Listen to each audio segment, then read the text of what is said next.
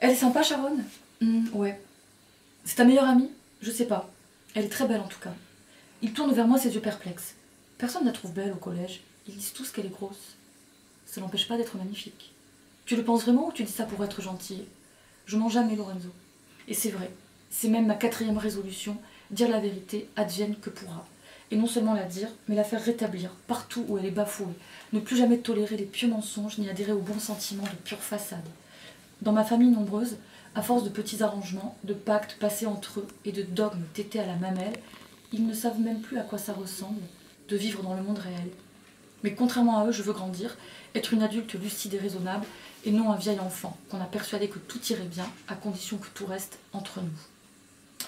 Je ne mens jamais, et Sharon est d'une beauté à couper le souffle.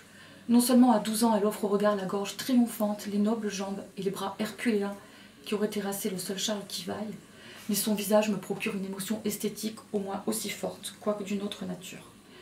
Car autant ses formes sont monumentales, autant ses traits sont aériens et effilés, de la plume noire de ses sourcils à ses petites incisives aiguës, en passant par son arête nasale et l'arc velouté de son unique fossette. Seules les lèvres détonnent un peu au milieu de toutes ces grâces insaisissables. Larges, plates, presque bleues, elles font basculer le visage du côté de l'art primitif, sans compter qu'elles ne sont pas épargnées par un étrange lentigo qui grêle aussi bien son nez que ses pommettes, comme une volée de gravillons. Rien à voir avec les taches de rousseur qui font à Lorenzo un masque orange, plus flamboyant que jamais en ce début d'été.